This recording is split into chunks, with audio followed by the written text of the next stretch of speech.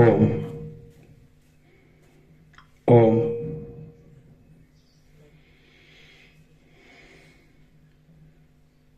परम चिदाकाश, परम ज्योति,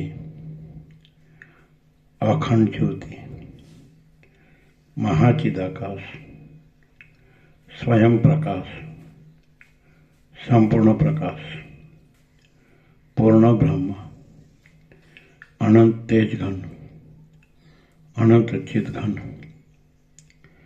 परमाकाश, केवल, अनंत, शुद्ध, तेज घन, परमाकाश, अखिल आत्मा, पूर्ण ब्रह्म, परमात्मा, परम चिदाकाश, परम ज्योति, अखंड ज्योति, अनंत, पूर्ण, परम चिदाकाश, परम शांति, स्वयं सिद्ध, स्वयं प्रकाश, स्वयं पूर्ण, स्वस्वरूप, यही सब कुछ है, इसके सिवा कुछ नहीं है। शून्यभास, अनंत कोटि, महाकल्पो है ही नहीं। महाचिदाकाश, स्वयं प्रकाश, संपूर्ण प्रकाश, महाचिदाकाश ज्योति, अनंत, अखंड, अभेद, महाचिदाकाश ज्योति, महातत्व, महासामान्य, महाचिदाकाश, स्वसंवेद्य, सहज निर्विकल्प, महाचिदाकाश, परम कैवल्य, परम शांति, परम चिदाकाश, अनंत, पूर्ण, निरपेक्ष, सत, अनंत, संपूर्ण, अपरिघी, निर्भ्रांत, निरपेक्ष, वशिष्ठराम, निर्वाण उत्तरार्ध, राउंड 40वां राउंड।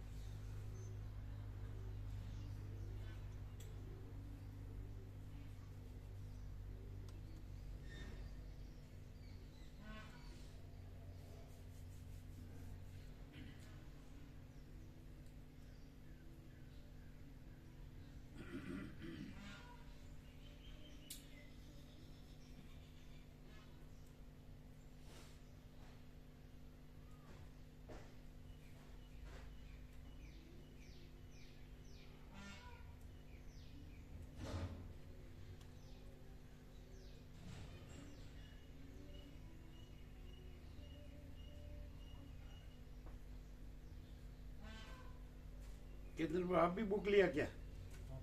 हाँ? नहीं लिया नहीं है, पुरानी बुक। अच्छा अच्छा, देखते हैं, गुजराती पढ़ सकते हैं? हाँ पढ़ सकते, वही देख रहे हैं हम लोग। ऐसा हाँ। सिंपल है, हाँ वही, इसीलिए फिर बाद में ले लेंगे अगर। उसकी लिपि है ना, सिंपल है, बहुत अच्छा अनुवाद है, हाँ वो ले लेंगे, टॉप संपूर्ण है। नहीं, पहले बराबर पढ़ने का जानो, बाद में।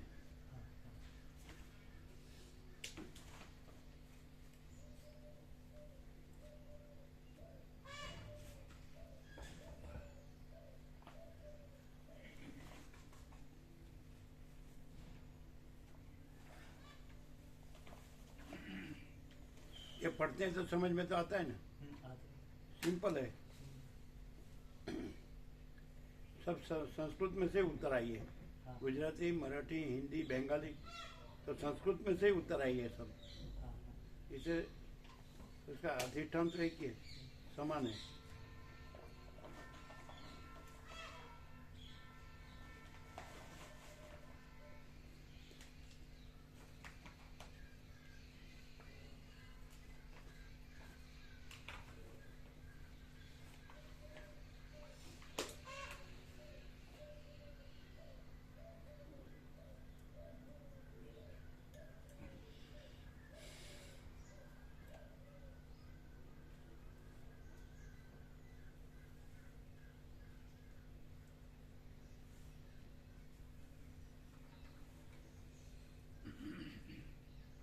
पेज नंबर 1736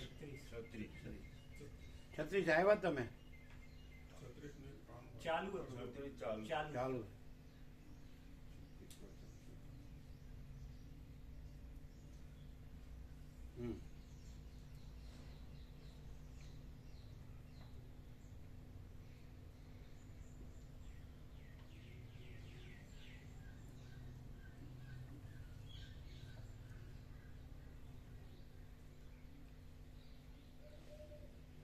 કાલે પૂનમ હતી નહીં? कल थी ना? कल थी। हाँ, मानो ना, हुआ दे कम एक दिन बस, पूनम पर एक दिन, पूनम को पूर्ण हो गया। दत्तात्रेय जयंती, माक्षर सुद पूर्णिमा।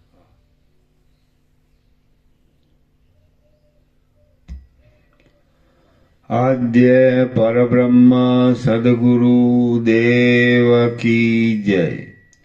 ओम श्री परमात्मने नमः। सद्ग्रंथों शिरोमणि श्री योग वासिष्ठ महारामायण निर्वाण प्रकरण उत्तरार्ध सर्ग 209 पेज नंबर 1736 सर्ग 209 विशुद्ध कर्मफळની સફળતા। આ 209મા સર્ગમાં એક જ સમયે વિરુદ્ધ કર્મોની અને તેના ફળની પ્રાપ્તિ થતાં તે પરસ્પર વિરોધ ન કરે તે પ્રમાણે તે બંનેની સફળતા વિશે વર્ણન કરવામાં આવશે।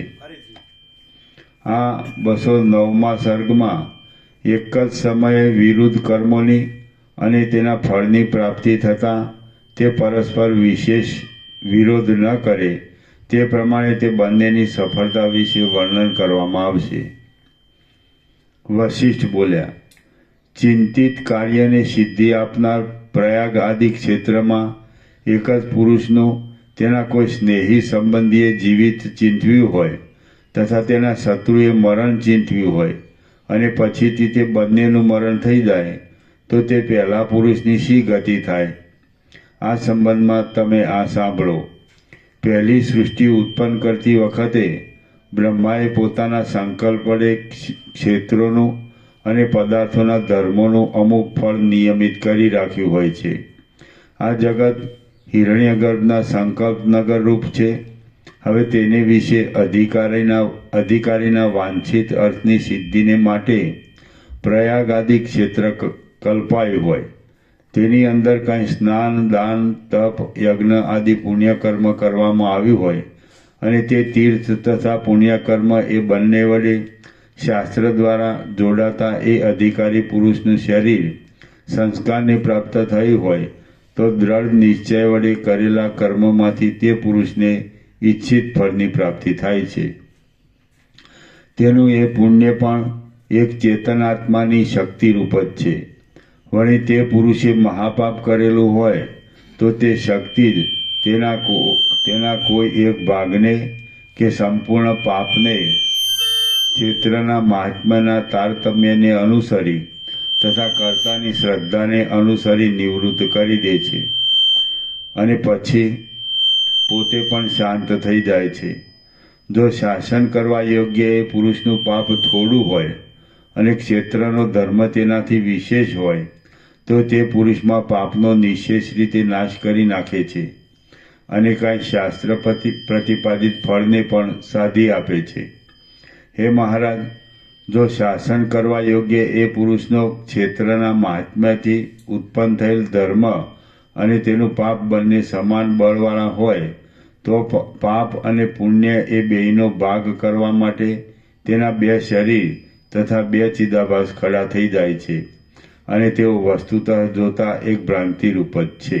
આમ લાગે છે થોડું કે બરાબર છે? આમ છે કે બરાબર છે? બરોબર છે.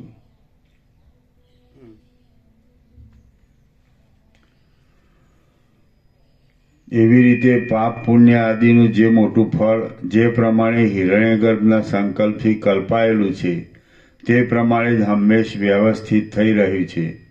બ્રહ્મ એ ચિદરૂપ ધાતુ છે અને તે જ હિરણ્યગર્ભરૂપ સમષ્ટિ જીવરૂપ અને હું આદિ વ્યષ્ટિ જીવરૂપ છે. તે જે સંકલ્પ કરે છે તેની કલ્પનારૂપ જ આ એક જગત છે. જેમ પાપ કર્મ કરનાર પુરુષને વિધાતાના સંકલ્પ અનુસાર જ નરક આદિની પ્રતિભાની પ્રાપ્તિ થાય છે, તેમ વિધાતાના સંકલ્પ અનુસાર જ એક શિક્ષાપાત્ર પુરુષના ક્ષેત્ર સંબંધી પુણ્ય વડે તેની પોતાની પ્રતિભા જ સ્વપ્નની પેઠે પુણ્યફળના ભોગરૂપે ઉદય પામી પ્રતીતિમાં આવે છે. મરી ગયેલા પુરુષને હું એકલો શરીરથી છૂટો પડી મરી ગયો છું, આ મારા સર્વે બંધુઓ જીવે છે અને રડે છે, હું એકલો જ આ પરલોકને પ્રાપ્ત થયો, એવી પ્રતિભા જ ભ્રાંતિનું ભાન ઉદય પામે છે. તે જ પ્રમાણે જેમ સન્નિપાત વડે ક્ષોભ પામેલી વાત પિત્ત આદિ ધાતુવાળા પુરુષને અનેક ભ્રાંતિઓનો ઉદય થાય છે, તેમ તેના બંધુઓને પણ તે સમયે રોવું, શબને લઈ જવું, સ્મશાન ગમન, દાહ આદિ કર્મ કરવા ઇત્યાદિ પ્રતિભાનો ઉદય થાય છે. પોતાથી અતિ ઉગ્ર પુણ્યપાપ થઈ ગયા હોય અથવા મહાત્માઓનો અનુગ્રહ કે નિગ્રહ થયો હોય તો ચિદાકાશની કલ્પનાના બળથી લાખો કર્મો પણ અન્યથા થઈ જાય છે. મૃત મનુષ્યના સંબંધીઓ પણ તે મરેલા માણસને ચેતન વિનાનો અને સબરૂપ દેખે છે તથા બાંધવો સાથે રડે છે અને તેને અગ્નિમાં બાળી નાખે છે. પ્રયાગ આદિ મનોરથ સાધી આપનાર ક્ષેત્રમાં જો એક જ પુરુષનું તેના કોઈ સ્નેહીએ જીવિત ચિંતવ્યું હોય અને કોઈ શત્રુએ તેનું મરણ ચિંતવ્યું હોય તો તે પુરુષ એ બંનેના કર્મ વડે ભોગ પ્રાપ્તિનો અધિકારી બને છે. એ પુરુષ પોતાના તરફ શુભ લાગણીવાળા મિત્રે જે પ્રમાણે તે ક્ષેત્રમાં પ્રાર્થના કરેલી હોય તે પ્રમાણે પોતાના આત્માને એક શરીર વડે અજરામર અને દુઃખ રહિત દેખે છે. તેમજ તે પોતાના યથાસ્થિત દેહ વડે જીવિતની સ્થિતિને અનુભવે છે. વળી તે ક્ષેત્ર પુણ્યના મહાત્માને જાણનારા શત્રુએ તેના મરણને માટે પ્રેરણા કરી છે. તેથી તે પોતાના સ્નેહી સંબંધીઓને નહીં દેખાતા એવા અદ્રશ્ય દેહ વડે મરણને પણ અનુભવે છે.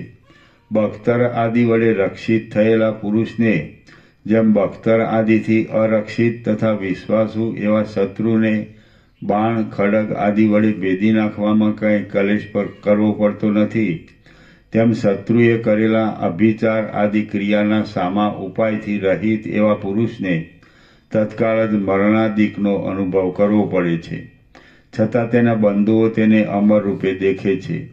એવી રીતે તે એક જ પુરુષ એક જ સમયે જીવિત અને મરણ એ બંનેને પ્રાપ્ત થાય છે. આ ત્રણેય લોક ભ્રાંતિ માત્ર છે અને નિરવયવ છતાં આરંભવાળા છે. હવે ભ્રાંતિની અંદર એક ભ્રમથી વિરુદ્ધ એવો કયો બીજો ભ્રમ નથી સંભવતો? સ્વપ્નમાં અને સંકલ્પનગરમાં જે ભ્રાંતિ અનુભવમાં આવે છે તેનાથી આ જગતની ભ્રાંતિ અધિક છે.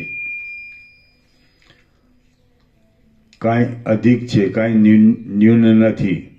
જેવો સ્વપ્નમાં જાગ્રતનો અનુભવ થાય છે તેવો જ આ દ્રશ્યનો અનુભવ છે. રાજા બોલ્યો, હે મહારાજ, ધર્મ અને અધર્મ જો નિરાકાર છે તો તે દેહના અનુભવમાં કારણરૂપ કેમ થાય? અને ધર્મ અધર્મનું નિરાકારપણું હોવાથી એક જ વસ્તુ બે શરીરને કેમ ધારણ કરી શકે? વશિષ્ઠ બોલ્યા, હે મહાબુદ્ધિશાળી રાજા, આ જગત બ્રહ્માના એક સંકલ્પ નગર રૂપ છે. તેમાં સત્ય હોય કે અસત્ય હોય પણ શું સંભવતું નથી?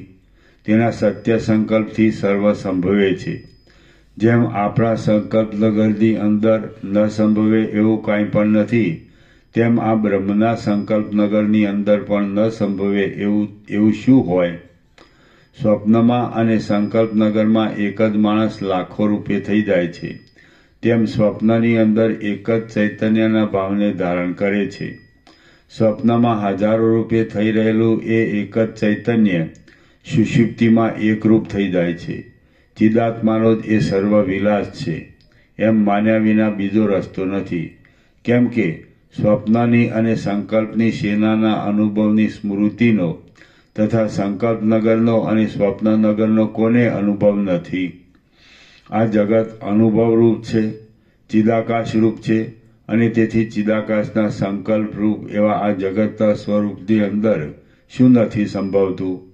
વળી વસ્તુતઃ જોતા શું સંભવે? એવી રીતે આ એક ભ્રાંતિ જ છે અને પ્રકાશમય ચિદાકાશ જ તેવા આકારે ભાસે છે. અહીં કાંઈ સત નથી, અસત નથી, તેમ થોડી સત્યતાવાળું પણ કાંઈ નથી. પ્રબુદ્ધ એવા તત્વદર્શી પુરુષને જે વસ્તુ જે પ્રમાણે અનુભવમાં આવે છે તે પ્રમાણે ભલે સુખથી હો. તત્વજ્ઞને તેથી શા લાભહાનિ છે? તે પોતે જ એ સર્વરૂપ છે અને બધું નિશેષપણે તેના અવયવ રૂપે જ છે. જો અહીં ધર્મ કર્યો હોય તો સ્વર્ગમાં દેવતાઓને ઉપભોગ કરવા યોગ્ય એવા અમૃત રસના ઝરણા, ધરાઓ અને ફળ પુષ્પ આદિ વડે પરિપૂર્ણ એવા પર્વતો મળે છે. આમ શાસ્ત્ર દ્વારા જાણી લઈ અને પછી તેને અનુસરી પોતાના ધાર્મિકપણાથી મને તે મળશે જ એમ દ્રઢ સંકલ્પ કર્યો હોય તો પરલોકમાં ગયા પછી તેવા રમ્ય પર્વતોની પ્રાપ્તિ શા માટે ન થાય? જો કદાચિત ઉપરની વાત મિથ્યાપણાથી બહાર બંધ બેસતી નથી એમ તમને ભાસતું હોય તો અહીં જે કર્મ કરવામાં આવે છે તે પરલોકમાં ભોગવાય છે એ વાત માનવામાં પણ તેવો જ ગૂંચવાડો છે. કેમ કે સંકલ્પનગરમાં સર્વનું અવાસ્તવપણું અનુભવમાં આવે છે. જો કદાચિત કાંઈ પણ વસ્તુ સુસ્થિર સત્ય હોય તો હજી તેમાં અમુક વાસ્તવિક સંયુક્તિક છે અને અમુક સંયુક્તિક નથી એવો વિચાર નિર્બાધપણે કરવો પડે. પરંતુ આ તો ચિદ્રૂપપણાથી પોતાનો આત્મા જ સર્વદ્રશ્યના આકારે થઈ રહ્યો છે. ત્યાં બીજું શું વિચારવાનું છે? આ જે ન્યાય મેં તમને કહ્યો છે તે સ્વપ્ન, સંકલ્પ આદિમાં સિદ્ધ એવી કલ્પનાની અંદર થતા અનુભવને અનુસરી રહ્યો છે. પરંતુ જગતના સંબંધમાં પણ તે જ ન્યાયની યોજના કરવાની છે. કેમ કે જગત પણ હિરણ્યગર્ભના આકારે થઈ રહેલા ચિદાકાશનો એક સંકલ્પ જ છે. જેમ તમારા સંકલ્પનગરની અંદર સર્વ વસ્તુનો અસંભવ નથી, તેમ હિરણ્યગર્ભના સંકલ્પનગરની અંદર પણ સર્વ વસ્તુઓનો અસંભવ નથી. એ હિરણ્યગર્ભના સંકલ્પમાં જે વસ્તુ જેવા પ્રકારની કલ્પાઈ છે તે હિરણ્યગર્ભનો તેવો જ સંકલ્પ રહેતા સુધી તેવા જ સ્વભાવની અને તેવા જ આકારની રહે છે. આથી જ પ્રલય પર્યંત એક વસ્તુ એક જ નિયમિત આકારવાળી જોવામાં આવે છે અને તેમાં કાંઈ ભેળસેળ કે ગોટાળો થતો નથી. ચિદાકાશરૂપ હિરણ્યગર્ભનો બીજું બ્રહ્માંડ રચવાનો પ્રયત્ન થયા વિના પ્રથમની યોજના અન્યથા થતી નથી. હિરણ્યગર્ભના સંકલ્પની અંદર આ જગતનું જેવું ભાન થયું છે તેવું જ ઠેઠ પ્રલય પર્યંત રહેશે. પાછો પ્રલય થયા પછી બીજો સંકલ્પ થતાં તે બીજા બ્રહ્માંડના આકાર અનુભવમાં આવશે. જેમ પ્રત્યેક જીવની અંદર પ્રત્યેક સ્વપ્નમાં સ્વપ્નનગર ખડું થઈ જાય છે, તેમ કલ્પે કલ્પે હિરણ્યગર્ભના સંકલ્પરૂપ એવું આ જગત પણ પોતાની મેળે જ ખડું થઈ જાય છે. હે પ્રિય રાજા, સંકલ્પનગરના જેવા સ્વરૂપવાળા જગતની અંદર ન સંભવે એવું કાંઈ પણ નથી, પણ સર્વ સંભવે છે. તે કલ્પના કરનાર અનાદિ પરબ્રહ્મ રૂપ આ ચિદાત્માથી ભિન્ન નથી. તેથી સર્વ બ્રહ્મરૂપ જ છે એમ તમે સમજો. શ્રી યોગ વાસિષ્ઠ મહારામાયણમાં નિર્વાણ પ્રકરણના ઉત્તરાર્ધનો સર્વ અસ્તિત્વ દર્શન નામનો સર્ગ 209મો સમાપ્ત. સર્ગ 210મો. સર્વ જગત બ્રહ્મરૂપ છે. આ 210મા સર્ગમાં વશિષ્ઠજી પ્રશ્નોનું સમાધાન કરશે અને દેહ આદિ સર્વ જગતનું તત્વદર્શી વડે બ્રહ્મ માત્રપણું વર્ણવશે. વશિષ્ઠ બોલ્યા, સેંકડો ધ્યાન કરનારાઓએ પોતાના ધ્યાનના બળથી અક્ષય પૂર્ણચંદ્રના પ્રકાશરૂપ ફળ પ્રાપ્ત કર્યા છતાં, ચંદ્રભાવ જ મેળવ્યા છતાં પણ આકાશ સેંકડો ચંદ્રો વડે વ્યાપ્ત નથી થઈ જતું. તે વિશે મારું આ કહેવું તમે સાંભળો. ચંદ્રબિંબનું ધ્યાન કરનારા પુરુષો ચંદ્રભાવના ઘણા દ્રઢ ધ્યાન બળથી બીજા સર્વભાવનું વિસ્મરણ થઈ જતા પોતાના પ્રાપ્તવ્ય વિષયને મેળવે છે અને ચંદ્રભાવને પ્રાપ્ત થઈ જાય છે. પરંતુ તેઓ આ જ આકાશને પ્રાપ્ત થાય છે અને આ જ ચંદ્રનો આશ્રય કરી રહે છે એવું નથી. કેમ કે બીજાના સંકલ્પનગરને બીજો શી રીતે પ્રાપ્ત થાય તે તમે જ કહો. પોતાના સંકલ્પનગરમાં તે ચિંતિત અર્થની પ્રાપ્તિ તે સંકલ્પ કરનાર માણસને જ થાય છે, બીજાને થતી નથી. સર્વ જીવો પૃથક પૃથક પોતાની સંકલ્પમય સૃષ્ટિના આકાશમાં જ રહેલા છે અને કળાઓના ક્ષયથી રહિત એવા ચંદ્રો પણ ત્યાં જ રહેલા છે. હું આ ચંદ્રમાં પ્રવેશ કરું એમ ધ્યાન કરનાર પુરુષ આત્મબુદ્ધિના સુખથી રહિત બની એ જ ચંદ્રની અંદર પ્રવેશ કરે છે. હું ચંદ્રમાં પ્રવેશ કરું અને ચંદ્રબિંબમાં સુખને પણ પ્રાપ્ત થાઉં. એવી રીતે ધ્યાન કરનાર પુરુષ ચંદ્રબિંબમાં પ્રવિષ્ટ થઈ તેવા સુખને ભોગવે છે એ વાત નિશ્ચિત છે. અવિનાશી ચિદાત્મા જ્યાં જેવા પ્રકારે જેવા સ્વભાવનું અનુસંધાન કરે છે તે તેવા જ પ્રકારે જો દ્રઢ નિશ્ચયવાળો હોય તો જરૂર અનુભવે છે. જેમ પોતાનો ચંદ્રભાવ ધ્યાન કરનારાઓને સર્વને પોતાના સંકલ્પના બળથી જુદો જુદો ચંદ્રભાવનો પોતાના ચંદ્રપણાનો અનુભવ થાય છે, તેમજ પોતાની મેળે જ કલ્પના બળથી થનારા વનિતાના લાભ વિશે પણ સમજવાનું છે. લાખો ધ્યાન કરનારાઓને એક જ સાધ્વી સ્ત્રી ધ્યાનની અંદર ભાડિયારૂપ થઈ રહે છે એ વિષયમાં પણ તેમનો કલ્પનાનો અનુભવ જ તેવા પ્રકારે થઈ તેમને પ્રતીતિમાં આવે છે અને તે પોતાના અંતઃકરણરૂપ ઉપાધિ વિશિષ્ટ એવા સાક્ષી ચૈતન્યરૂપ અધિષ્ઠાનમાં જ રહેલો છે. ઘરની બહાર નહીં નીકળતો જીવ 7 દ્વીપનો પતિ થઈને રહે છે. એ પણ એક તેની કલ્પનાથી ખડું થઈ રહેલું મનોરાજ્ય છે.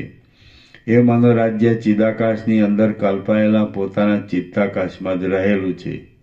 આ આપણને દેખવામાં આવતું સર્વ જગત સર્વના આદિ અને સ્વભાવથી જ સર્વજ્ઞ એવા હિરણ્યગર્ભની એકમાત્ર કલ્પના જ છે અને તે શૂન્ય નિરવયવ શાંત પરબ્રહ્મરૂપ છે. તો પછી ઉપાસકોના સંકલ્પથી કલ્પાયેલા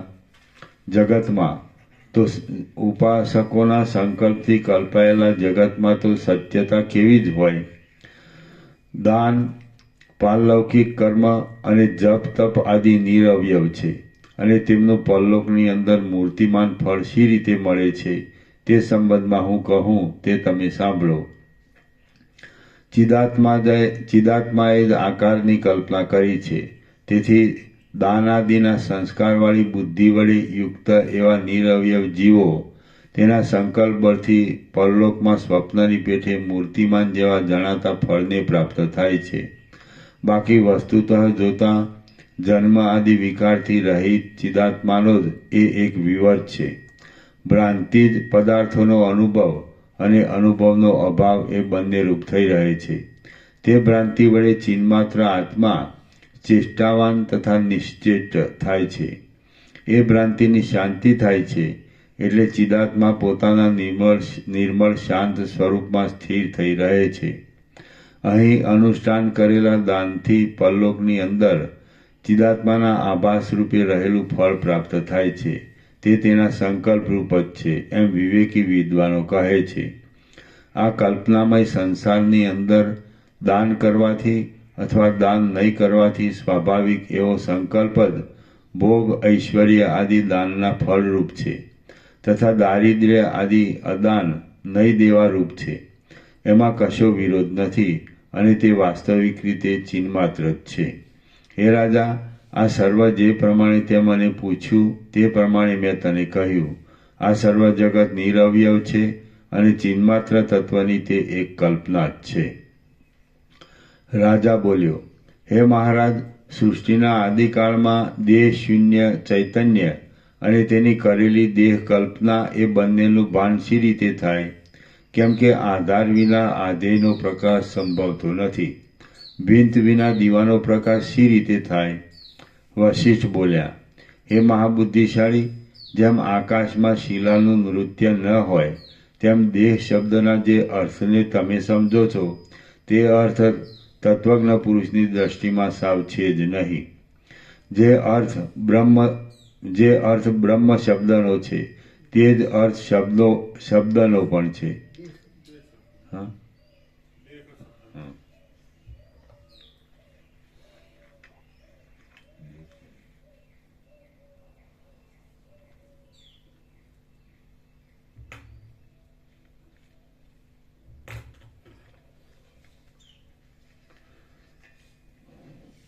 જે અર્થ બ્રહ્મ શબ્દનો છે તે જ અર્થ દેહ શબ્દનો પણ છે.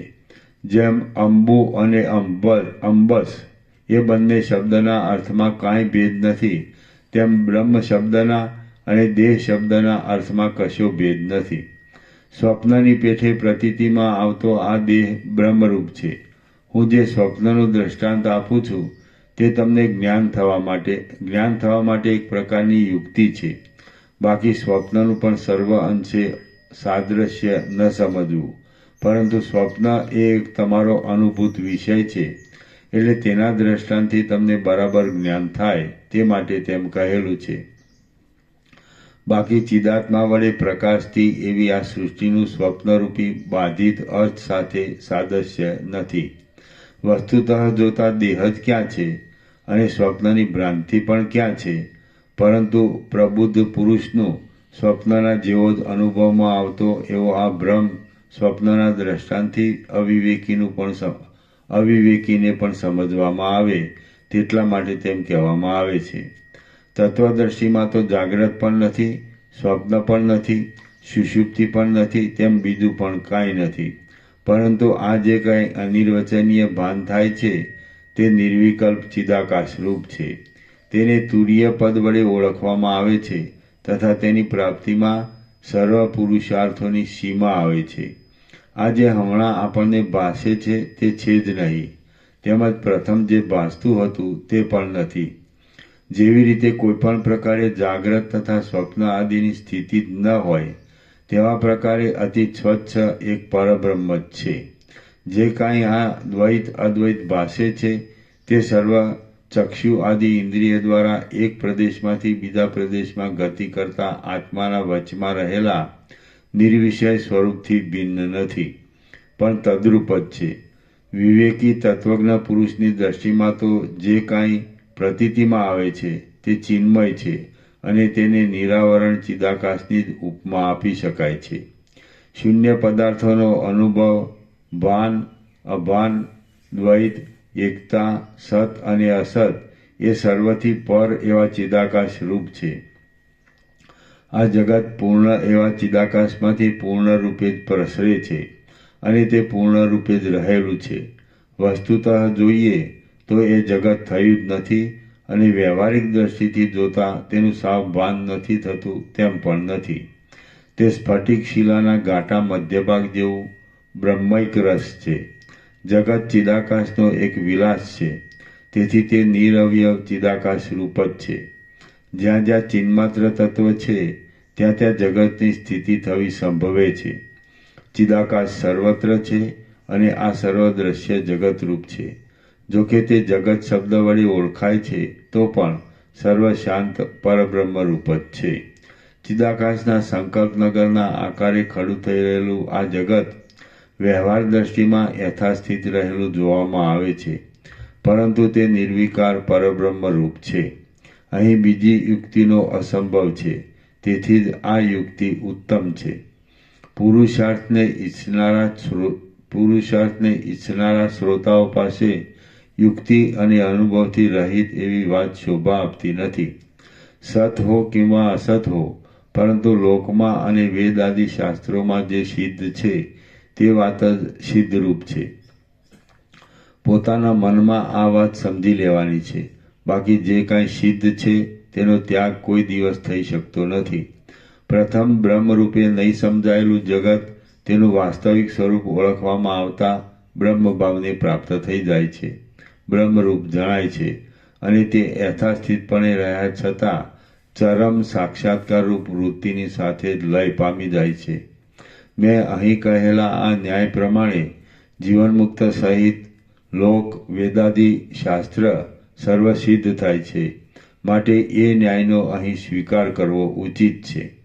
આત્મરૂપ સત્તા તેવા રૂપે નહીં સમજાયેલું આ સંસારરૂપી અસ્વસ્થ વૃક્ષ, જો તેનું વાસ્તવિક સ્વરૂપ સમજવામાં આવે તો ચિદાકાશ જ છે.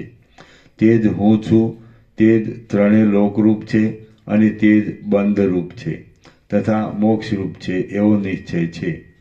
આ દ્રશ્ય યથાસ્થિતપણે રહ્યું છે, છતાં તત્વજ્ઞાન થતાં તે લયને પ્રાપ્ત થઈ જાય છે. દ્રશ્યરૂપ નહીં રહેલા તત્વજ્ઞ પુરુષનું સ્વરૂપ વાણી આદિ વડે અવર્ણ્ય હોવાથી શિલાના જેવું નિર્વિકલ્પ જ અવશેષ રહે છે. લોકમાં જીવનમુક્ત પુરુષની અંદર તથા શાસ્ત્રમાં અને વેદમાં જે સિદ્ધ છે તે સર્વદા સિદ્ધ જ છે અને તેને લીધે વિવેકીઓને પોતાના અનુભવ વડે પણ તે જ અનુભવમાં આવે છે. સર્વ અર્થોને છોડી દઈ ઘણા લાંબા કાળ સુધી જે એક જ વસ્તુમાં દ્રઢ નિષ્ઠા રાખવામાં આવે છે તે અવશ્ય પ્રાપ્ત થાય છે. અને સર્વ લૌકિક કાર્યમાં પણ જો કાંઈ બીજી દ્રઢ ભાવના કરવામાં આવી હોય તો તેનો લાભ થાય છે. જે વસ્તુ જેવા પ્રકારની અનુભવમાં આવે છે તે તેવા પ્રકારે જ અનુભવમાં આવ્યા કરે છે. તે સત્ય હો અથવા અસત્ય હો, પરંતુ જ્યાં સુધી તેનો લાભ થતો હોય ત્યાં સુધી તે તેવા જ પ્રકારે અનુભવાય છે. હે બુદ્ધિશાળી મહાત્મા, આ ઉપર પ્રમાણે મેં તમને મહાપ્રશ્નનો વિચાર કહ્યો. આ માર્ગે તમે ગતિ કરો અને આધિ વ્યાધિથી રહિત, નિર્વિકાર તથા નિર્વ્યસન થઈ રહી તમે ઉત્કૃષ્ટ પદમાં સ્થિર થઈ રહો. શ્રી યોગવાસિત મહારામાયણમાં નિર્વાણ પ્રકરણના ઉત્તરાર્ધનો મહાપ્રશ્નોત્તર વાક્ય સમાપ્ત નામનો સર્ગ 210મો સમાપ્ત. સર્ગ 211મો પરમાર્થનો ઉપદેશ. આ 211મા સર્ગમાં સિદ્ધ, સાધ્ય આદિ અનેક લોકોના દર્શનનો ઉપાયથી સાથે ફરીવાર સ્પષ્ટપણે સર્વ જગતની બ્રહ્મતા વિશે વર્ણન કરાશે. વશિષ્ઠ બોલ્યા, એ પ્રમાણે કુશદ્વીપમાં તે ઈલાવતી નગરીમાં પ્રજ્ઞપ્તિ રાજાએ આસનપૂર્વક મારું પૂજન કર્યું. પછી હું મારું પ્રયોજન સિદ્ધ કરી સ્વર્ગલોક તરફ જવા માટે આકાશમાં ઉડ્યો. હે બુદ્ધિશાળીઓમાં શ્રેષ્ઠ રામ, આજે આ સર્વ વૃત્તાંત મેં અહીં અયોધ્યામાં બેસી તમને કહી સંભળાવ્યો છે.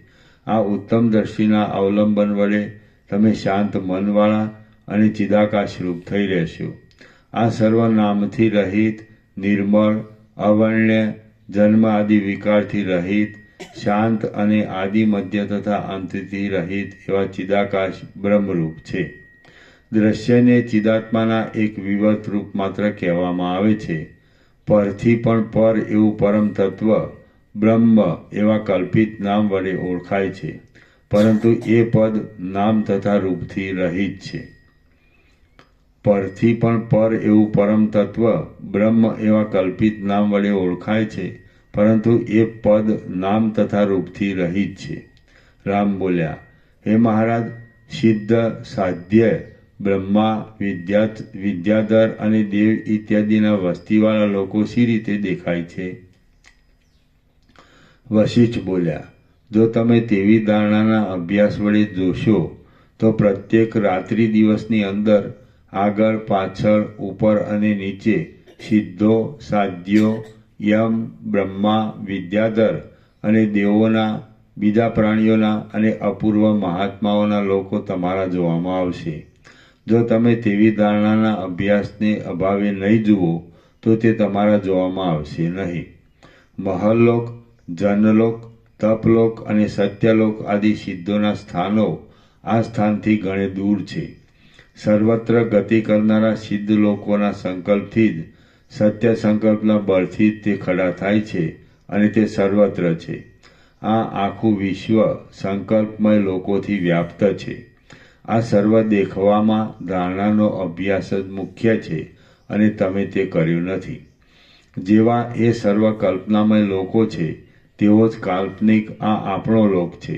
જેમ કાલ્પનિક વાયુ સર્વત્ર ભમે છે તેમ એ કાલ્પનિક સિદ્ધ લોક પણ ભ્રમણશીલ છે, પરંતુ આપણો આ લોક તેવો નથી. રાત્રિ દિવસ જેવા તમારા સંકલ્પના અને સ્વપ્નના લોકો ખડા થતા રહે છે તેવા જ તેમના સિદ્ધ લોકો છે. સિદ્ધો તેઓને તથા બીજા પણ તેવા જ લોકોને પોતાના સત્ય સંકલ્પ બળથી સ્થિર કરી રાખે છે.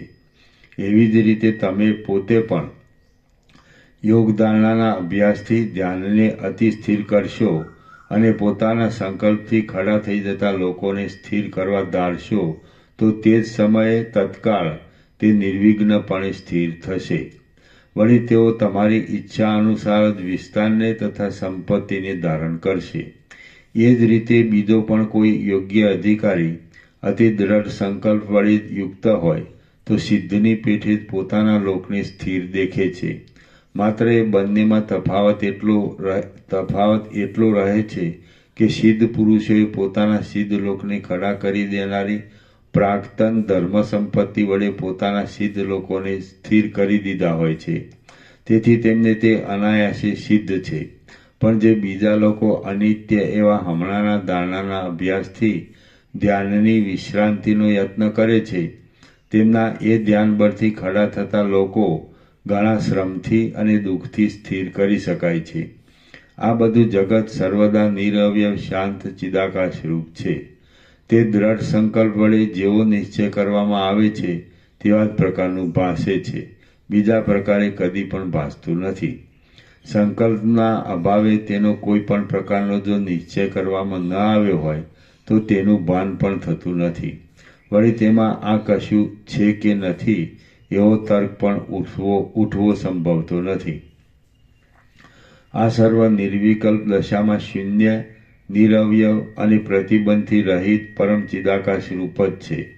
જો દ્રશ્યને સંકલ્પ વડે માની લેવામાં આવે છે તો ચિદાકાશના તેવા સ્વભાવને લીધે તે જાણે પ્રકાશરૂપ હોય તેવું દેખાય છે, પરંતુ જો તેના સંબંધમાં તેવો દ્રઢ સંકલ્પ ન કરવામાં આવ્યો હોય તો તેમાં સ્વભાવથી ચિત્ત સત્તાની સ્ફૂર્તિની વ્યાપ્તિ પ્રકટ રૂપે દેખાતી નથી. કાર્યકારણ ભાવને લીધે કારણરૂપ બ્રહ્મની સત્તાથી કાર્યરૂપ જગતની પણ એક પ્રકારની સત્તા છે એમ માનવામાં આવતું હોય તો તે પણ અસંગત છે. કેમ કે અનંત સિદ્ધ ચિદાકાશમાંથી બીજું શું અને કેવા પ્રકારનું ઉત્પન્ન થાય? જે કાંઈ આ ઉત્પન્ન થયા જેવું ભાસે છે તે ચિદાકાશની અંદર ચિદાકાશ પોતે જ રહેલું છે. એ નિર્વિકાર નિરાકાર તત્વની અંદર વળી દ્વિત્વ, એકત્વ આદિની કલ્પના કેવી હોય? સ્વપ્નમાં જેમ ચિદાકાશ પર્વતરૂપ બની જાય છે છતાં નિર્વિકાર રહે છે, તેમ આ નિર્વિકાર પરબ્રહ્મ જગતના આકારે વિવર્ત રૂપે દેખાય છે, છતાં તે જેવું સૃષ્ટિના પૂર્વકાળમાં હતું તેવું જ હમણાં પણ છે. સંકલ્પની અંદર ચિત્ત જ આકારને કલ્પી લઈ પર્વતના રૂપે ઉદય પામે છે. બાકી વસ્તુતઃ જોતા તે પર્વત પણ નથી અને ચિદાકાશ પણ નથી. તે જ પ્રમાણે બ્રહ્મ અને જગતની સ્થિતિના સંબંધમાં સમજી લેવું. મહાબુદ્ધિમાન વિવેકી જીવનમુક્ત પુરુષો ભાષણ આદિ કરતા છતાં પણ પોતાની દ્રષ્ટિએ કાષ્ઠની પેઠે મૌનનો આશ્રય કરી કાષ્ઠના બનાવેલ મનુષ્યોની પૂતળાની પેઠે અહીં વ્યવહાર કરતા રહે છે. જેમ જળની અંદર તરંગોના અને આવર્તોના વ્યાપારો અભિન્ન સત્તાથી થતા રહે છે, તેમ બ્રહ્મની અંદર પણ આ સૃષ્ટિઓ અનન્ય સત્તાથી પરિવર્તન પામ્યા કરે છે. જેમ સ્વપ્નની અંદર નિરાકાર એવી ચપળતા અનન્ય સત્તાથી રહી છે અને આકાશની અંદર જેમ નિરાકાર એવી શૂન્યતા અનન્ય સત્તાથી રહી છે, તેમ બ્રહ્મની અંદર આ સૃષ્ટિઓ નિરવયવ રૂપે અનન્ય સત્તાથી રહી છે. જેમ સંકલ્પનગર નગરરૂપ છતાં શૂન્ય જ છે અને સાકાર છતાં નિરાકાર છે, તેમ બ્રહ્મની અંદર કલ્પાયેલું જગત પણ દેખાતા છતાં શૂન્ય અને સાકાર છતાં નિરાકાર છે. જો કે આ ત્રણેય લોક ઘણા લાંબા કાળથી અનુભવમાં આવે છે અને લૌકિક વૈદિક કાર્યને સાધી આપનાર છે, તો પણ તે સંકલ્પનગરની પેઠે નિરાકાર અને શૂન્ય છે. જેમ ચિત્તનો સંકલ્પ તે સમયે સંકલ્પનગર રૂપ કહેવાય છે, તેમ આ સ્વચ્છ એવું બ્રહ્મ જ આ દ્રશ્ય સંસાર રૂપ છે અને તે જ જગત શબ્દ વડે ઓળખવામાં આવે છે. જેમ સ્વપ્નમાં પુરુષને પોતાને અનુભવમાં આવતું પોતાનું મરણ વસ્તુતઃ કાંઈ જ હોતું નથી, તેમાં જગતરૂપ વસ્તુ જો કે ઘણા લાંબા સમયથી અનુભવમાં આવે છે, તો પણ વસ્તુતઃ કાંઈ જ નથી. જેમ પુરુષને સ્વપ્નની અંદર પોતે મરી ગયા પછી પોતાનો દાહ જોવામાં આવે છે અને તે સાવ મિથ્યા છતાં તે સમયે સત્ય જેવો ભાસે છે, તેમ પરબ્રહ્મની અંદર આ જગત પણ અસત્ય છતાં બ્રહ્મને લીધે સત્ય જેવું ભાસે છે. જગતરૂપે દેખાવું અને જગતરૂપે ન દેખાવું એ બંને પરબ્રહ્મના નિર્મળ સ્વરૂપથી ભિન્ન નથી. બાકી પરમાર્થદર્શીથી જોતા ઇતર વસ્તુ અને તેના નામરૂપ સત્ય નથી. હે રામચંદ્રજી, આ પ્રમાણે સિદ્ધલોક તથા તેનું ભોગ આદિ ફળ મારા વર્ણવા પ્રમાણે કલ્પના માત્ર હો અથવા અન્યથા બીજા મુનિઓના કહેવા પ્રમાણે બીજા પ્રકારે હો અથવા ભલે સાવ ન જ હો, પરંતુ તેમાં સાવ જીવનમુક્ત એવા તમારે તેનો શું આદર કરવાનો હોય? તમે સિદ્ધિ આદિ ફળમાં પુરુષાર્થપણાની બુદ્ધિને છોડી દો, કેમ કે બ્રહ્મતત્વને તમે સારી રીતે જાણેલું છે. હવે આ માયા માત્ર એવા સિદ્ધ લોકોના વૈભવ સંબંધી જ્ઞાનના શ્રમ વડે તમને શું પ્રયોજન છે? શ્રી યોગવાસિષ્ઠ મહારામાયણમાં નિર્વાણ પ્રકરણના ઉત્તરાર્ધનો પરમાર્થોપદેશ નામનો સર્ગ 211મો સમાપ્ત. સર્ગ 212મો બ્રહ્મમાં અહંભાવની કલ્પના. આ 212મા સર્ગમાં બ્રહ્મમાં અહંભાવની કલ્પના જ પરમેષ્ઠી રૂપ છે અને આ ત્રણેય લોક તેના જ સંકલ્પરૂપ હોવાથી બ્રહ્મરૂપ છે એ વિશે વર્ણન કરાશે. વશિષ્ઠ બોલ્યા, ચિદાકાશ પોતે જ પ્રથમ પોતાના ચિત્ત સત્તાના બળથી જાણે પોતામાં અહંકારનો અધ્યાસ કલ્પી લેતું હોય તેવું બને છે. તે જ હિરણ્યગર્ભ છે અને તેની અંદર આ સર્વ જગત રહેલું છે. એ પ્રમાણે વિચાર કરતા વસ્તુતઃ બ્રહ્મા પણ નથી, જગત ઉત્પન્ન પણ થયું નથી અને વિદ્યમાન પણ નથી, પરંતુ જન્મ આદિ વિકારથી રહિત પરબ્રહ્મ જ પૂર્વની પેઠે યથાસ્થિતપણે રહેલ છે. જોકે અનુભવમાં તો જગતનું રૂપ ભાસે છે, પરંતુ તે અવાસ્તવ છે, ઝાંઝવાના જળની પેઠે મિથ્યા છે અને દેખાતા છતાં અસત્ય છે. માટે ઠેઠ પ્રથમથી જ આ સર્વ શૂન્ય નવી ભ્રાંતિનો ઉદય થયો છે. વસ્તુતઃ તો ભ્રાંતિ ક્યાંથી હોય અને કેવી હોય? સર્વ નિરાકાર બ્રહ્મરૂપ જ છે. જગત એ એક બ્રહ્મરૂપી જળના આવર્તરૂપ છે. તેમાં વળી દ્વિત્વ એકત્વ કેવું હોય? ચક્રીનો અને જળનો ભેદ કેવો હોય? તથા ભેદનો અભાવ હોતા અભેદ પણ ક્યાં રહ્યો? આમ સર્વત્ર શાંત બ્રહ્મ જ એક રસ રૂપે ભરપૂર છે. પોતાના પ્રકાશક સ્વભાવને લીધે તે સમષ્ટિ અહંકારના રૂપને પ્રાપ્ત થાય છે. જેમ વિસ્તારવાળું આકાશ પોતાની અંદર રહેલા શૂન્યપણાને ફેલાવી દે છે, તેમ તે આ દ્રશ્યને પ્રસારી દે છે. જેમ પવન ચપળતાને ધારણ કરે છે, જેમ અગ્નિ ઉષ્ણતાને ધારણ કરે છે અને પૂર્ણચંદ્ર પોતાની શીતળતાને ધારણ કરે છે, તેમ બ્રહ્મ જ પોતાના સ્વરૂપથી કેમ જાણે પદાર્થ રૂપ થઈ રહેલ હોય તેવું ભાસે છે. રામ બોલ્યા, હે મહારાજ, નિરાવરણ, અનાદિ તથા અનંત એ બ્રહ્મ સદાકાળ રહેનારું છે. તે અહંકાર આદિરૂપે ઉદય પામેલું જ છે, તો તે હમણાં સૃષ્ટિકાળમાં જ અહંકાર આદિરૂપે કેમ ઉદય પામતું દેખાય છે? અને આવ્યો 2 મિનિટ 2 મિનિટમાં. હા.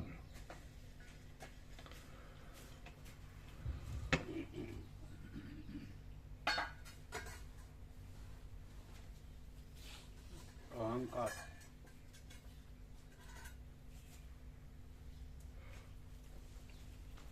અમે પેલા 2 શબ્દ વાપરતા, ખબર? 50 વર્ષ પહેલા આવ્યા ત્યારે માલિકની મરજી, માલિકની કૃપા. અને આ તો આટલું બધું કે આપણા 2 જ શબ્દ હતા. કોઈ કાંઈ પણ પૂછે ને એટલે માલિકની મરજી, પછી કાંઈ પણ થાય માલિકની કૃપા. અને આ તો કેટલું બધું ખબર છે?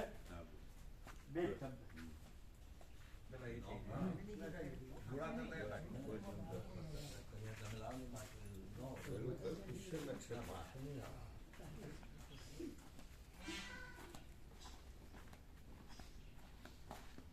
ચલો.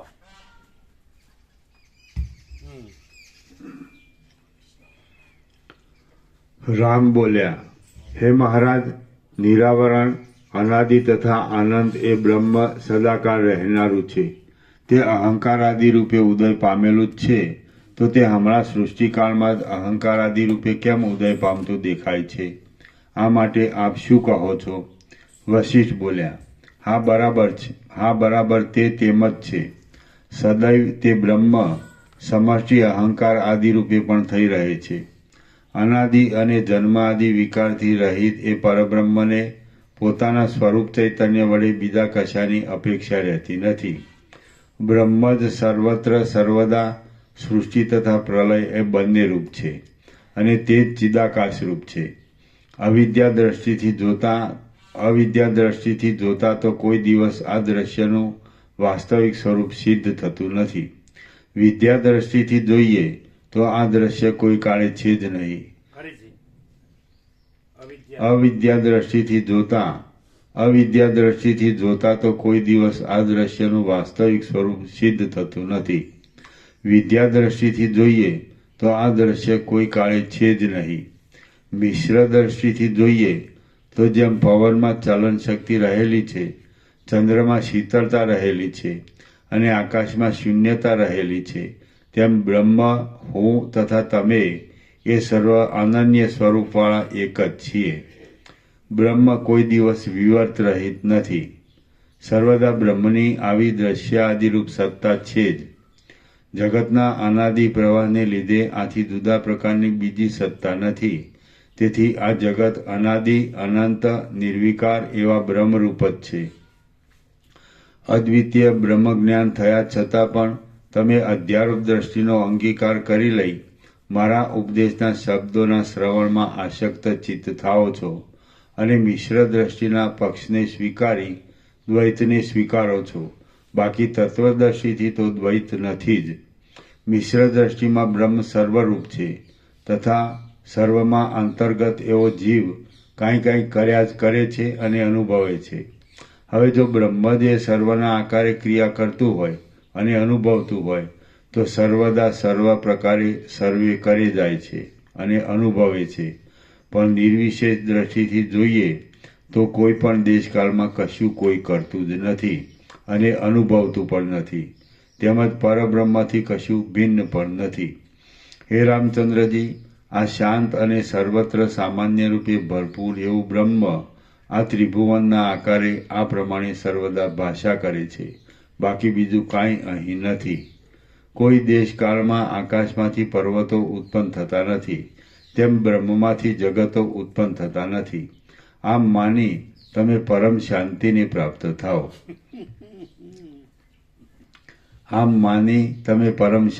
પ્રાપ્ત થાઓ.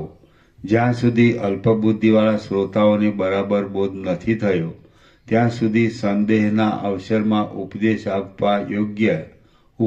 આપવા યોગ્ય પુરુષોના ઉપદેશ માટે તમે ખુશીથી ભેદનો સ્વીકાર કરો.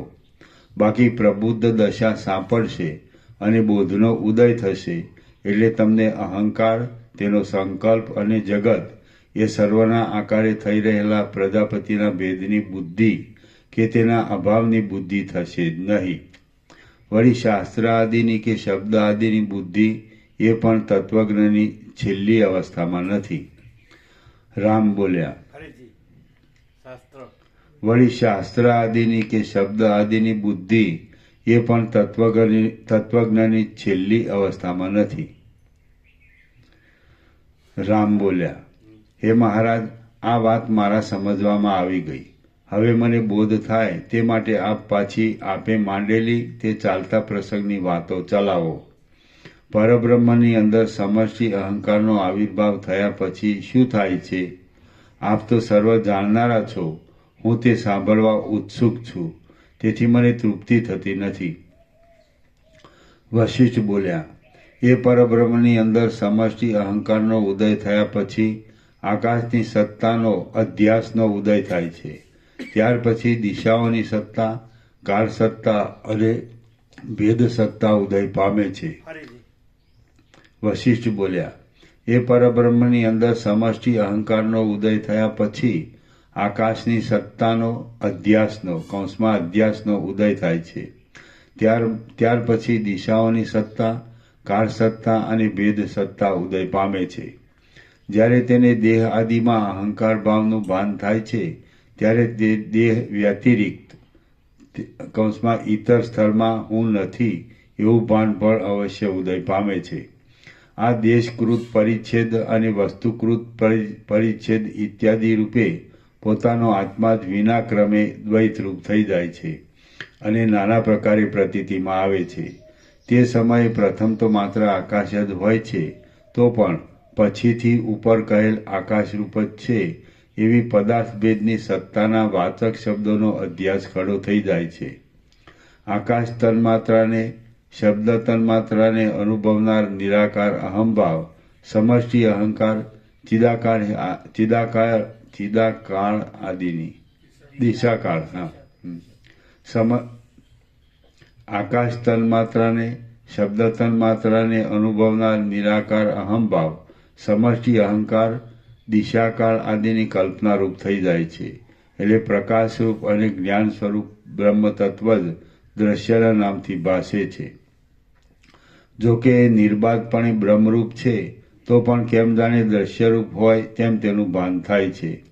જન્માદિ વિકારથી રહિત, એક, શાંત અને આદિ મધ્ય તથા અંતથી જગતભાવ આદિથી સાવ શૂન્ય છે. તે પોતામાં જીવભાવની કલ્પનાને જાણે આરોપી લેતું હોય તેવું બની જાય છે અને નિવારણ એવા પોતાના જીવ સાક્ષીરૂપી આકાશની અંદર આ વિસ્તારવાળા દ્રશ્યને દેખે છે. તે જો કે પોતાના આત્મ સ્વરૂપથી અભિન્ન છે તો પણ તત્વજ્ઞાનનો ઉદય થતા સુધી તેને તે ભિન્ન રૂપે, દ્રશ્ય રૂપે જુએ છે. શ્રી યોગ વાસિષ્ઠ મહારામાયણમાં નિર્વાણ પ્રકરણના ઉત્તરાર્ધનો બ્રહ્મમાં અહંભાવની કલ્પના નામનો સર્ગ 212મો સમાપ્ત. સર્ગ 213મો સર્વ બ્રહ્મ સ્વરૂપ છે. આ 213મા સર્ગમાં સર્વ બ્રહ્મ સ્વરૂપ છે એવો નિશ્ચય બતાવનારો રામ વશિષ્ઠનો પૂર્વ સંવાદ ગુરુ શિષ્યની આખ્યાયિકા રૂપે વર્ણવવામાં આવશે. વશિષ્ઠ બોલ્યા, હે શત્રુનો નાશ કરનાર રામચંદ્રજી, તમે મને જે હમણાં જગત તત્વ, આત્મતત્વ આદિ પૂછો છો તે જ તમે પૂર્વકાળમાં, પૂર્વ જન્માંતરમાં મને પૂછ્યું હતું. તે વખતે આપણો બંનેનો હમણાંની પેઠે જ ગુરુ શિષ્ય ભાવ હતો.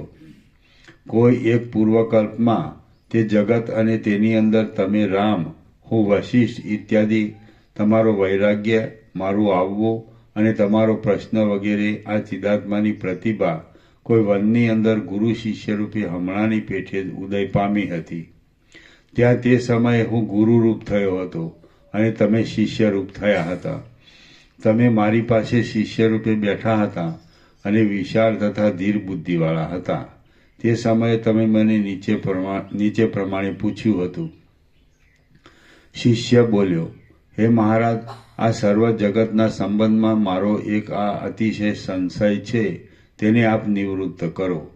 મહાકલ્પમાં, મહાપ્રલયમાં શી વસ્તુ નાશ પામે છે અને શી વસ્તુ નાશ પામતી નથી? ગુરુ બોલ્યા, હે પુત્ર, જેમ સુષુપ્તિ અવસ્થાને પ્રાપ્ત થયેલા પુરુષનું સ્વપ્નનગર એક સાક્ષી ચૈતન્ય વિના નિશેષપણે નાશને પ્રાપ્ત થઈ જાય છે, તેમ આ સર્વ દ્રશ્ય પ્રલયકાળમાં તત્કાળ નાશને પ્રાપ્ત થાય છે.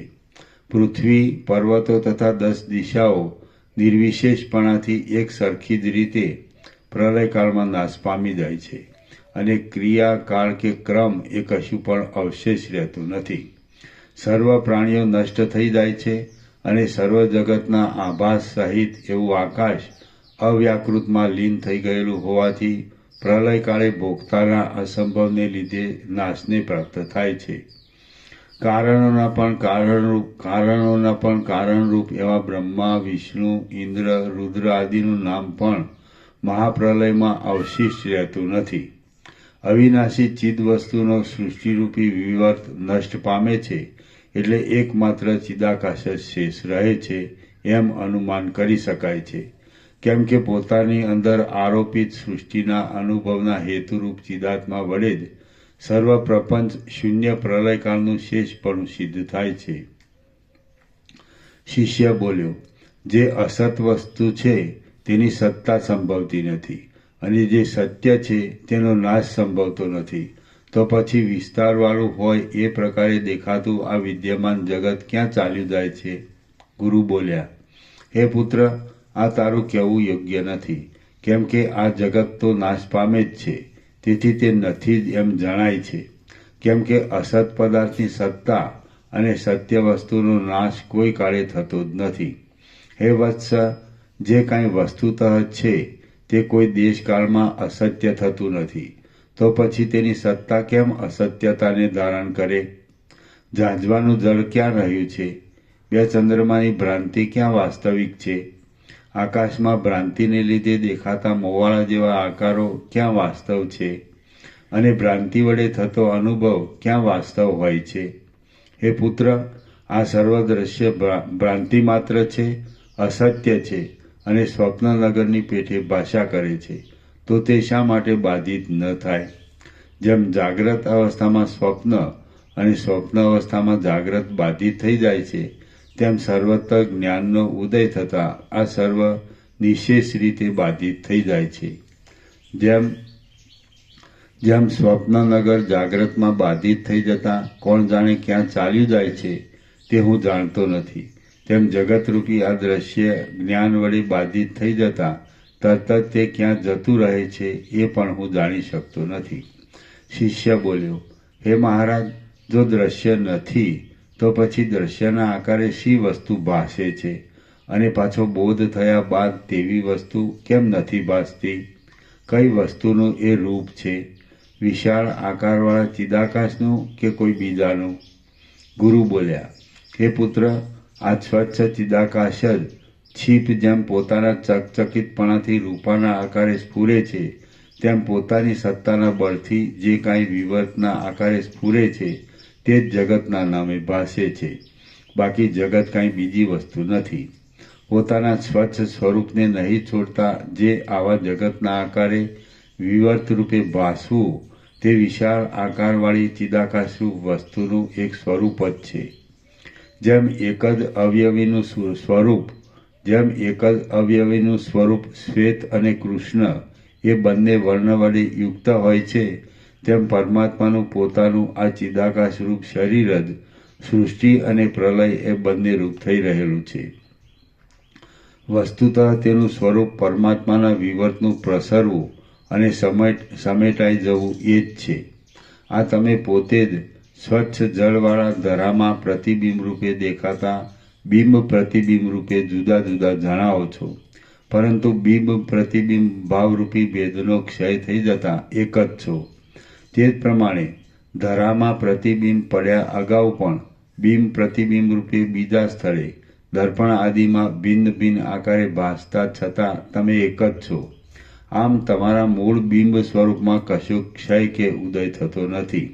તેમજ સ્વચ્છ બ્રહ્મ પણ સૃષ્ટિમાં અને પ્રલયમાં એક જ રૂપે રહેલ હોવાથી તેનો ક્ષય કે ઉદય થતો નથી. જેમ જેમ સ્વપ્નમાં અને સુષુપ્તિમાં એક નિદ્રા નિરંતર અક્ષય રૂપે રહી હોય છે, તેમ તેમ સૃષ્ટિમાં અને પ્રલયમાં ચિદ્રૂપ બ્રહ્મ જ એક અવિકારી રૂપે રહેલ છે. જેમ સ્વપ્નમાં દ્રષ્ટાને દેખાતું જગત જાગ્રતમાં અને સુષુપ્તિમાં બાધિત થઈ જતા નિશેષ રીતે શાંત થઈ જાય છે, તેમ આ આપણું જગત પણ જ્ઞાન વડે બાધિત થઈ જતા નિશેષપણે શાંત થઈ જાય છે. હે પ્રિય રામચંદ્રજી, એ બાધિત થઈ ગયેલી સ્વપ્ન સૃષ્ટિ બીજા પ્રદેશાંતરમાં તે પ્રમાણે જ કાયમ છે, એ વાત બોધ દ્રષ્ટિ વડે જોતા અમને વાસ્તવિક જણાતી નથી. વળી બીજા પુરુષોના જીવાકાશમાં આપણી એ સ્વપ્ન દ્રષ્ટિ રહેશે એવી તો શંકા પણ યોગ્ય નથી, કેમ કે આપણી વાસનામય એવી એ સ્વપ્ન સૃષ્ટિ આપણા જ ચિદાકાશમાં જીવમાં રહેવાનો સંભવ છે. અબાધિત દશામાં પણ તે બીજાના જીવમાં હોતી નથી. જેમ અહીં આપણા ચિદાકાશનો એટલે જીવનો વિવત તેની કલ્પેલી સૃષ્ટિનો ક્ષય થઈ જતા ક્ષીણ થઈ જાય છે, તેમ બીજાના ચિદાકાશનો જીવનો વિવત પણ તેની કલ્પિત સૃષ્ટિનો ક્ષય થતા ક્ષીણ ન થઈ જાય તેમાં શું પ્રમાણ છે? શિષ્ય બોલ્યો, જો એમ જ હોય તો પછી જેમ સ્વપ્નદ્રષ્ટા પુરુષના કરતા જુદો બીજો જાગતો પુરુષ પણ દ્રશ્યનો અનુભવ કરે છે, તેમ પ્રલયકાળમાં પણ બીજા કોઈ પુરુષને જગત આદિનો અનુભવ થાય ખરો, એમ હું માનું છું. ગુરુ બોલ્યા, હે મહાબુદ્ધિશાળી, તમે કહો છો તેમ જ છે. પ્રલયકાળમાં પણ ઐંદવાખ્યાનમાં જણાવ્યા પ્રમાણે જગતના સદભાવની પ્રતીતિ થાય છે ખરી, પરંતુ જગત ચિદાકાશનું સ્વરૂપ નથી, પણ ચિદાકાશમાં અધ્યાસને લીધે તેનું ભાન થાય છે, અને બીજાઓને અધ્યાસને અભાવે નથી પણ થતું. વસ્તુતઃ જોતા તો કશું પણ ભાસતું નથી, તેથી તે તુચ્છ છે. તેમાંનું કશું પણ સત્ય નથી. તે એક ચિદાકાશનો વિવટ છે, તો તેમાં વળી સત અસત દ્રષ્ટિ કેવી હોય? જો ચિદાકાશ રૂપે જોઈએ તો આ સર્વ પ્રકારે સર્વદા સર્વત્ર છે, અને જગતને સર્વ પોતાના સ્વરૂપે જોઈએ તો આ સર્વમાંથી કાંઈ પણ સર્વત્ર સર્વદા નથી જ. સર્વદા બ્રહ્મ જ સર્વરૂપ છે, અને તે સદરૂપ અને અસદરૂપ હોવાથી જગત પણ સદ અસદરૂપ ભાસે છે. જો ચિદાકાશ અવિનાશી છે તો પછી જગતને પણ તેવા રૂપે જોઈએ તો તે અવિનાશી જ છે. જે સત્ય એવું ચિદાકાશ છે તે જ સૃષ્ટિ પ્રલયરૂપ છે. તેનું વાસ્તવિક સ્વરૂપ ન ઓળખાય ત્યાં સુધી તે દુઃખ આપે છે. જો તેનું વાસ્તવિક સ્વરૂપ ઓળખવામાં આવે તો પરમ શાંતિનો લાભ થાય છે. આ સર્વત્ર સર્વ પ્રકારે સર્વકાળમાં સર્વથા વિદ્યમાન છે. આ સર્વત્ર સર્વ પ્રકારે સર્વકાળમાં સર્વથા વિદ્યમાન છે, અને સર્વદા સર્વકાળમાં સર્વથા નથી. પણ એ જ ચિદાકાશરૂપ દેવગઢરૂપ છે, પટરૂપ છે, શૈલરૂપ છે, સ્ફોટરૂપ છે, તટરૂપ છે અને વટરૂપ પણ છે. તૃણ, અગ્નિ, સ્થાવર અને જંગમ એ સર્વરૂપ તે પોતે જ છે. જે કાંઈ છે, જે કાંઈ નથી, તે સર્વ તથા શૂન્ય, ક્રિયાકાળ, આકાશ, પૃથ્વી, ભાવ, અભાવ, જન્મ, વિભૂતિ, નાશ અને શુભ અશુભ એવા પુણ્ય પાપરૂપી પાસ એ બધું ચિદાકાશરૂપ છે. ચિદાકાશરૂપ ન હોય એવું કશું પણ અહીં નથી. એ એક જ વસ્તુ નિત્ય છે, તેમ બહાર પણ તે જ છે. આદિ, મધ્ય અને અંતરૂપ પણ તે જ છે, અને તે જ પોતે ત્રિકાળરૂપ પણ છે. એ ચિદાકાશની અંદર સર્વ વસ્તુ બ્રહ્મરૂપે જોતા સદૈવ સર્વત્ર સર્વ પ્રકારે છે, અને દ્રશ્યરૂપે જોતા એ તત્વની અંદર સર્વ વસ્તુ સર્વ પ્રકારે સર્વત્ર સદૈવ નથી જ. હે રામચંદ્રજી, જો એ પ્રમાણે ચિદાકાશ જ સર્વરૂપ છે તો પછી સ્વપ્ન સાક્ષીમાં કલ્પાયેલા નગરની પેઠે સર્વ બ્રહ્મરૂપ હોવાથી સર્વ વસ્તુ સર્વદા છે જ. બ્રહ્મદ્રષ્ટિથી જોતા તૃણ કર્તારૂપ છે, તૃણ ભોગતારૂપ છે, અને તૃણ ઈશ્વર સમર્થ છે. બ્રહ્મ દ્રષ્ટિથી જોતા ઘટ કરતા છે, ઘટ ભોગતા છે અને ઘટ જ સર્વ ઇન્દ્રાદિ દેવતાઓનો પણ ઈશ્વર છે. બ્રહ્મ દ્રષ્ટિથી જોતા પટ કરતા છે, પટ ભોગતા છે અને પટ જ સર્વ ઇન્દ્ર આદિ દેવોનો પણ ઈશ્વર છે. બ્રહ્મ દ્રષ્ટિથી જોતા દ્રષ્ટા કરતા છે, દ્રષ્ટા ભોગતા છે અને સર્વ ઇન્દ્ર આદિ દેવોનો પણ તે જ અધીશ્વર છે. બ્રહ્મ દ્રષ્ટિથી જોતા ગિરી કરતા છે, ગિરી ભોગતા છે અને સર્વ ઇન્દ્ર આદિ દેવનો તે જ ઈશ્વર છે. તે જ રીતે બ્રહ્મ દ્રષ્ટિથી જોતા નર કરતા છે, નર ભોગતા છે અને સર્વ ઇન્દ્ર આદિ દેવોનો પણ તે જ દેવ છે. સર્વ વસ્તુઓમાં પ્રત્યેક વસ્તુની અંદર એક જ વસ્તુ પરથી પર છે, અનાદિ અનંત છે અને જગતને ધારણ કરનાર હોવાથી દાતા પણ કહેવાય છે. તે જ કર્તા અને ભોગતા છે, કેમ કે સર્વ બ્રહ્માત્મક છે. આ તૃણ તથા કુંભ આદિ પદાર્થો પોતાની અંદર રહેલી ચેતન સત્તા વડે જ આવા રૂપે રહેલા છે. મહાસમર્થ ચેતન જ એવા આકારે થઈ રહ્યું છે. જે કાંઈ વસ્તુના સ્વરૂપની અંદર ક્ષય ઉદય ભાસે છે તે પણ એ તત્વના સ્વરૂપથી ભિન્ન નથી, પરંતુ તે પણ તેમાં જ આરોપિત રૂપે ભાસે છે. કેટલાક વાદીઓ એમ માને છે કે બાહ્ય અર્થ છે અને તે જ કર્તા તથા ભોગતા છે. જેઓ વિજ્ઞાનવાદીઓ માત્ર વિજ્ઞાન જ છે એમ માનનારા છે, તેમના વિચારમાં એ વિજ્ઞાન જ કર્તા તથા ભોગતા છે. જેઓ શૂન્યવાદને માનનારા છે, તેમનો સિદ્ધાંત એવો છે કે કોઈ કર્તા પણ નથી અને ભોગતા પણ નથી. કેટલાક આસ્તિક ઈશ્વરવાદીઓનું એવું માનવું છે કે અહીં એક ઈશ્વર જ કર્તા ભોગતા છે. એ ઉત્તમોત્તમ સર્વશક્તિમાન પરમપદની અંદર સર્વ વિકલ્પો સંભવે છે.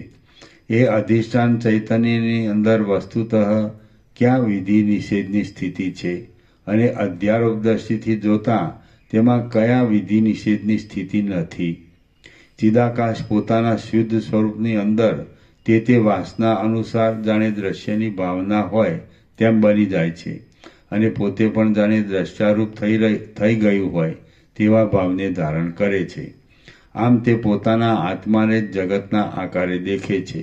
બાકી વસ્તુતઃ પોતે નિર્વિકાર દશામાં રહેવાને શક્તિમાન છે. હે રામચંદ્રજી, સર્વ જીવોની સર્વ પોતપોતાના અનુભવથી સિદ્ધ એવી પદાર્થાદી દ્રષ્ટિઓ તથા સર્વ વિધિ નિષેધ સંબંધની દ્રષ્ટિઓ પોતપોતાના સંકલ્પો, અનુભવો અને વાસનાઓના શેષ સાથે કામ અને કર્મ ઉત્પન્ન થયા પછી થાય છે. તે સમયે નિરંતર ક્રિયા કરી આપવામાં સમર્થ હોય છે. તેથી તે વ્યવહારમાં સત્ય છે અને વસ્તુતઃ અસત્ય પણ છે. કેમ કે પ્રત્યેક ચૈતન્યનું સ્વરૂપ જ પોતપોતાના અનુભવ પ્રમાણે જગતના રૂપને ધારણ કરે છે. તમે પૂર્વજન્માંતરમાં પૂર્વયુગમાં શિષ્યરૂપ બન્યા હતા અને હું તમારો ગુરુરૂપ હતો. આ પ્રમાણે તમે મારી પાસેથી ઉપદેશ સાંભળ્યો હતો, પરંતુ તે સમયે તમને તેથી બોધ થયો નહોતો. એટલે તમે પાછો બીજા જગતનો અનુભવ કરી હમણાં ત્રેતાયુગમાં અહીં દશરથ રાજાને ત્યાં અવતર્યા છો અને તમે જે અગાઉ પૂર્વયુગમાં મને પૂછ્યું હતું તે જ પાછું હમણાં પૂછો છો. તમે અહીં મારી પાસેથી પરમાર્થ વસ્તુનો બોધ કરનારું આ ઉત્તમ ચિન્મય એવું સર્વ જ્ઞાન સાંભળ્યું છે. તે સંસારરૂપી દીર્ઘ રાત્રિના તાપરૂપી અંધકારની નિવૃત્તિ કરવામાં ચંદ્રબિંબ તુલ્ય છે. હવે તમે અભ્યુદયને પ્રાપ્ત થયા છો અને નિર્મળ એક બોધરૂપ છો. માટે તમે મોહને દૂર કરી વ્યવહાર પરંપરાથી પ્રાપ્ત રાજ્યપાલન આદિ કર્મને સુખથી કરતા રહો. હે રામચંદ્રજી, સ્વભાવથી જ નિર્મળ, પ્રકાશરૂપ અને સર્વાત્મક એવા પરમાત્માને વિશે તમે દ્રશ્ય પદાર્થોની ત્યાગપૂર્વક સ્થિતિ રાખો. નિર્વાણને પ્રાપ્ત થયેલી શાંત બુદ્ધિને ધારણ કરો. આકાશ ગર્ભના જેવા નિર્વિકાર તથા મનોહર બનો અને તૃષ્ણાને છોડી દઈ ધર્મ વડે રાજ્યની રક્ષા કરો. શ્રી યોગ વાસિષ્ઠ મહારામાયણમાં નિર્વાણ પ્રકરણના ઉત્તરાર્ધનો પ્રાક્તન રામ શિષ્યતોપાખ્યાન નામનો સર્ગ 213મો સમાપ્ત. ઓમ ઓમ ઓમ. પાના નંબર પાના નંબર 1749.